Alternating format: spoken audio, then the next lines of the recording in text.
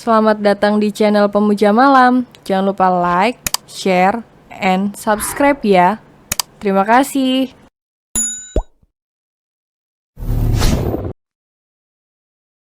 Episode 1. Apa kamu tidak malu dengan tubuh gendutnya itu? Seorang gadis gendut sedang bersama sahabatnya yang juga gemuk. Berat badannya yang tidak normal membuatnya tidak terlalu percaya diri mengikuti reunian sekolah. Apa, Sya? Syamita, kamu belum juga pernah ciuman dengan pacarmu itu? Pekik Wiwin si gadis gemuk tak percaya. Gadis gendut yang akrab dipanggil Sya itu terlonjak kaget saat beberapa pengunjung kafein melihat mereka. Dengan tatapan mengolok-ngolok dirinya, bahkan ada yang terdengar oleh Sya sedang tertawa terbahak-bahak. Saat tahu Sya seorang gadis gendut memiliki kekasih, padahal tubuhnya tidaklah langsing. Win, suaramu kecilin dikit napa sih? Enggak tahu apa di sini banyak orang? Mereka menertawaiku tahu. Kesal Syamita menutupi wajahnya. Dengan rambutnya yang super panjang dan lurus. Maaf. Aku syok tahu, kalian pacaran udah 2 tahun. Kamu dan dia tidak pernah berciuman? Kamu pikir pacaran zaman sekarang bagaimana, hah? Ini abad keberapa, Sya? Ini bukan zaman purba. Desis Wiwin dengan menahan geram sambil mendudukkan bokongnya ke kursinya lagi. Dia sangat menyayangiku. Katanya dia akan menciumku saat kami sudah menikah. Jelas Syamita dengan manja dan malu-malu. Wiwin memijit pelipisnya yang terasa pening seketika. Aku rasa pola pikirnya sangat dangkal. Bagaimana bisa kalian sepasang kekasih selama 2 tahun tidak pernah berciuman? Di luar sana yang tidak berpacaran saja, mau berciuman di depan umum sedangkan kamu? Pacaran, Sya. Kalian pacaran bukan temenan. Perlu aku jelaskan lagi, pacaran? Mana ada pasangan kekasih yang tidak berciuman? Bahkan di luar sana baru pacaran 2 menit aja udah sambar bibir. Apalagi pacarmu itu bukan ustadz atau anak ustadz. Enggak usah sok suci deh jadi cowok. Mana ada cowok yang begituan? Udah abis di zaman sekarang. Ada, ya kami, dia sangat mencintaiku. Katanya jika menciumku dia akan langsung begituan. Sya dengan muka merahnya mengarah ke hal negatif. Sya memang bukan gadis yang tidak tahu hubungan orang dewasa. Dari mana kamu tahu gitu-gituan? Tanya Wiwin penasaran. Setaunya Sya gadis yang masih polos tapi dilihat dari wajah Sya, membuat Wiwin mengerti kalau Sya tahu hubungan itu. Aku tahu dari Bella, jawab Syamita malu-malu. Astagfirullah, Wiwin mengucap sambil memejamkan matanya. Kenapa, Win? Tanya Syamita. Apa kamu masih begitu dekat dengan Bella? Tanya Wiwin serius. Iya, dia sahabat baikku, jawab Sya dengan semangat. Dia itu punya niat terselubung denganmu, Sya. Dulu dia gadis dekil dan jorok, bahkan beli sepeda aja ibunya tak mampu. Tapi kenapa kamu malah berinisiatif berteman dengannya? Dia itu licik, Xia. Wiwin menjelaskan sosok Bella sesuai instingnya. Kamu ngomong apa sih? Bella enggak begitu tahu, bantah Xia tertawa kecil. Kamu terlalu naif, Xia, gumam Wiwin dengan geram perangai Syamita yang sangat mudah dibodohi. Bella adalah sahabat di masa SMA Syamita. Bella gadis hitam, dekil dan miskin.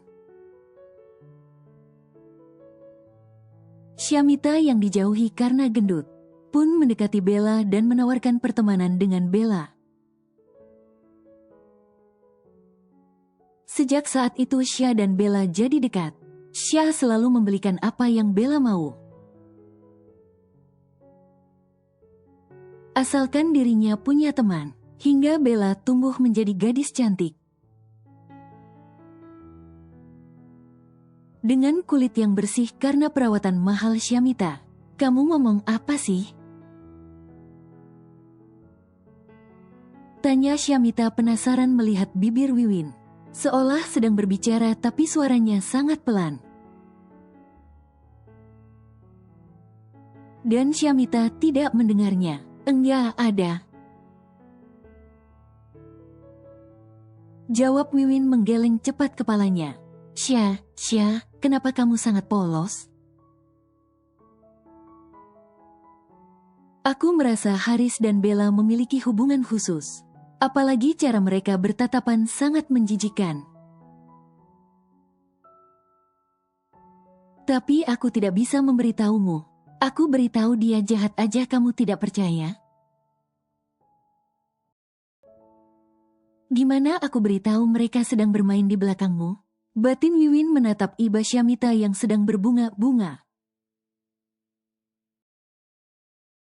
Xia dan Wiwin pun kembali ke rumah masing-masing. Hanya Wiwin yang seorang gadis gemuk juga mau berteman dengan Xia. Wiwin berasal dari keluarga mampu, tapi hidupnya terlalu enak sama seperti Xia. Hingga tubuh mereka mekar ke samping. Haris hanya pria biasa yang tidak kaya. Tapi kuliahnya saat ini di fakultas terbaik di Bandung. Biaya yang sangat besar membuat Haris harus bergantung pada Xia. Xia membiayai kuliah Haris dan membantu Bella, yang menjadi seorang model top ternama. Berkat dukungannya sebagai Princess Xia, yang dikenal dunia putri tunggal perusahaan Xia Group.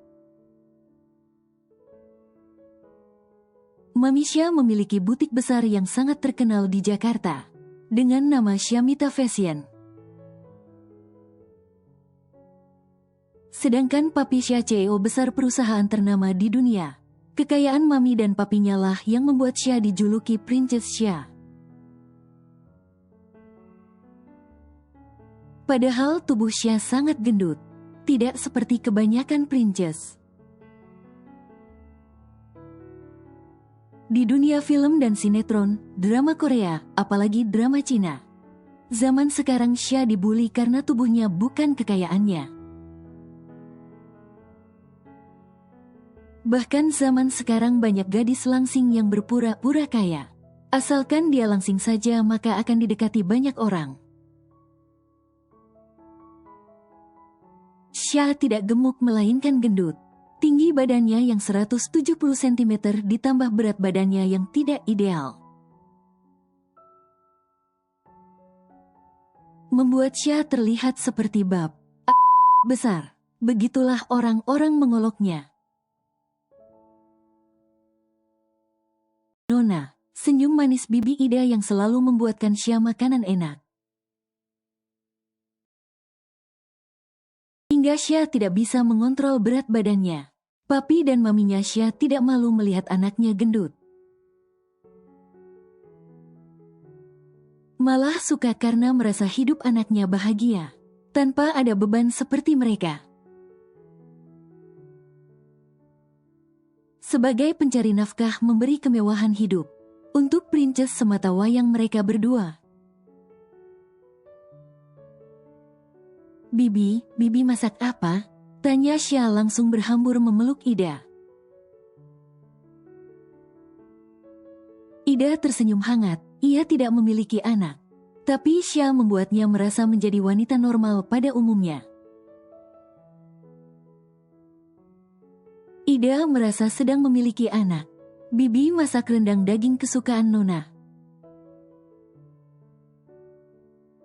Sayur kol, sambal terasi, buncis, sup kepiting, dan ada lobster juga. Tak terasa Xia menelan salivanya begitu berselera. Dengan makanan yang disebutkan Ida mengambil tas Xia dan mengalungkannya di lehernya. Lalu membawa Xia ke meja makan. Xia makan besar di meja makan seorang diri. Semua makanan yang dibuat oleh Ida sangat-sangat lezat baginya, hingga lupa setiap saat kalau dirinya sedang diet.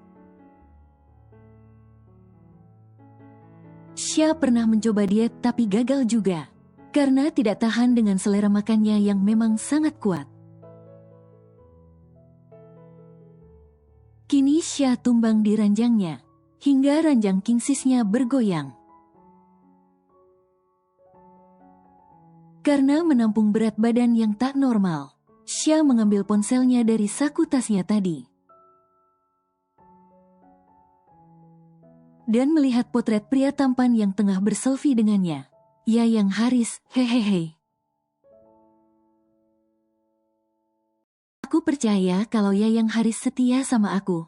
Yayang pasti orang baik kan? Wah, aku cinta sama Yayang. Yayang makin tampan aja. Cengir malu Syamita.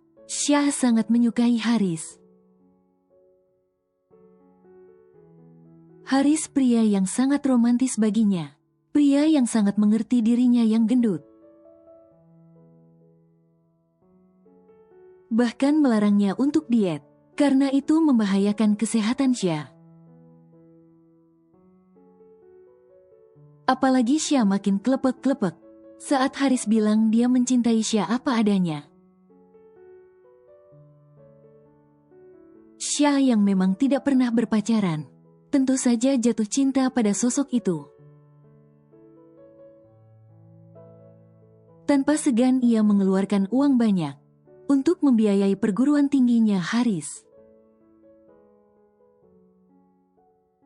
Bahkan memberi pria itu uang bulanan yang lumayan besar, sedangkan Xia kuliah lewat online. Karena tidak mau menjadi bulian banyak orang, Xia hanya mampu kuliah dengan cara online. Sebab mami dan papinya mau Xia kuliah, Syamita menggunakan baju tercantiknya buatan maminya. Xia tidak pernah beli baju di tempat lain, karena ukuran tubuhnya tidak pas. Bisa saja sempit di bagian lengannya yang besar, membuatnya tidak nyaman. Jadi Xia pasti minta buatkan sama maminya. Syamita Fashion memang dibuat khusus untuk princessnya. Walaupun butik Nur Laila terkenal di mancanegara, tapi tetap prioritas utama Laila adalah princessnya. Xia memasuki kawasan apartemen sewaan Haris. Apa aku beritahu aja ya? Gumam Xia. Iya deh, aku kasih tahu aja. Takutnya Yayang Haris lagi di luar, jawabnya sendiri sambil mengeluarkan ponselnya. Xia menghubungi nomor kekasihnya. Dan beberapa saat kemudian diangkat oleh Haris. Yang, pekik Syah dengan berkobar. Siapa? Tanya Haris di seberang dengan suara serak khas bangun tidur. Yang, ini aku pacarmu. Aku ada di apartemenmu sekarang. Kamu di mana? Ada di apartemen kan? Cecar Syah dengan cerianya. Haris melebarkan matanya, seakan rasa kantuknya hilang begitu saja. Tidak, aku sedang di tempat temanku Syah. Kenapa kamu tidak bilang mau ke sini? Aku kan bisa bersiap-siap dan tidak akan keluar apartemen. Haris bangkit dengan tubuh tidak memakai apa-apa. Ya sayang banget dong. Padahal aku jauh dari Jakarta cuma mau nemuin kamu yang. Keluh Syah merasa kecewa. Maaf Syah, lain kali kamu beritahu aku kalau mau datang ya. Aku kan jadi tahu dan tidak akan seperti ini jadinya. Kilah Haris. Ya sudah, aku masih ada waktu 2 hari lagi. Karena Mami ada acara fashion show di kota Bandung. Aku ingat ya yang jadi aku minta ikut. Cengir Syah dengan malu-malu. Haris hanya diam melihat seorang wanita cantik yang tengah tertidur pulas di ranjangnya. Yang, kamu masih dengar aku kan? Atau kamu beritahu aku alamatmu ya? Biar aku susul ke sana, tanya Syah dengan semangat menggebu. Maaf Syah, sebenarnya aku mau mengajakmu tapi apa kamu mau? Di sini ada acara makan bersama dengan teman laki-lakiku. Aku tidak mau kamu sedih lagi. Dengan kata-kata jahat teman-temanku. Seketika semangat Syah langsung down begitu saja. Mana bisa Syah datang ke acara yang dihadiri banyak orang? Syah tidak sepercaya diri itu. Ya udah deh, besok aja kalau ada waktu kamu harus ada di apartemen ya. Aku beli sesuatu untukmu. Pasrah Syah dengan lemas. Mendengar kata Syah membeli sesuatu untuknya, sudah pasti membuat Haris begitu bersemangat. Oke, Syah. Besok aku tidak ada jam kuliah jadi bisa 24 jam di apartemen. Tapi kamu harus datang ya. Aku bosan kalau di dalam apartemen terus. Kamu tahu aku kan? Iya yang, aku tahu ya yang kok. Jawab Syah dengan senyum terlebarnya. Panggilan pun terputus. Haris menghela nafas lega. Kenapa kamu belum memutuskannya juga, Riz? Tanya wanita cantik yang tak lain adalah Bella sendiri. Haris bangkit dan kembali ke ranjangnya. Lalu menyibakkan rambut acak-acakan Bella. Apa kamu mau membiayai kuliahku? Aku butuh dia untuk bisa mencapai puncak kesuksesan itu. Jawab Haris dengan lembutnya. Bella mencebikkan bibirnya. Kenapa harus begini?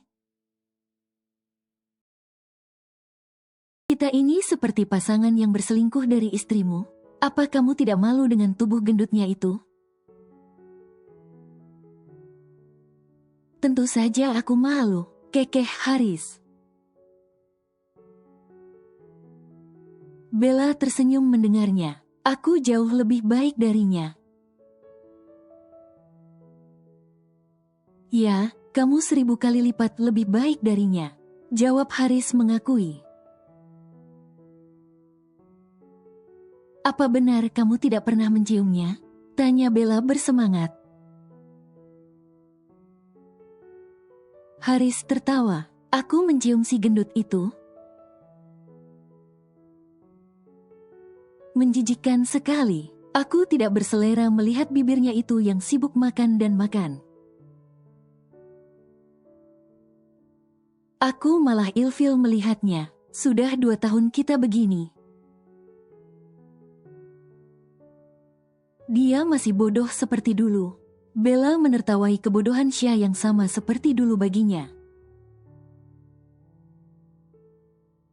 Haris juga ikut tertawa. Mereka berdua begitu senang mendapatkan ATM berjalannya, yaitu Xia sendiri.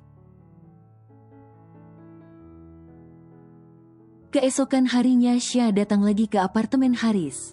Dan kali ini Haris hanya sendiri di apartemennya. Wah, Yayang makin tampan aja. Puji Xia cengengesan. Haris tersenyum saja mendengarnya, sambil mencubit pipi gembung Xia seolah gemas dengan tingkah Xia. Xia berdebar-debar tak karuan. Walau bukan pertama kali bagi Xia dicubit seperti itu oleh Haris. Tapi tetap saja jantungnya tidak bisa diajak kompromi. Itu apa yang? Kamu luka? Tanya Xia panik hendak melepas kancing baju Haris. Haris yang kaget menutupi cepat tanda cinta di lehernya. Xia yang polos mana tahu apa-apa mengenai itu. Kamu luka ya? Kok bisa? Tanya Xia dengan sedih. Haris mencoba untuk tersenyum. Tidak kok, bukan luka parah. Cuma digigit serangga aja. Xia mengedarkan pandangannya. Mana serangganya? Biar aku cincang jadi peyek. Gerutu Xia dengan marahnya. Haris tertawa kecil. Mana sesuatunya? Hadiah apa yang mau kamu beri? Sampai harus rela datang dari ibu kota ke sini? Alih Haris penasaran. Ah, iya, maaf Yayang. Karena serangga itu aku jadi lupa tujuanku. Cengir Xia malu-malu. Haris menggeleng kepalanya. Untung aja dia bodoh. Bisa tamat karirku kalau sampai dia tahu aku berselingkuh. Batin Haris memaksakan bibirnya untuk tersenyum.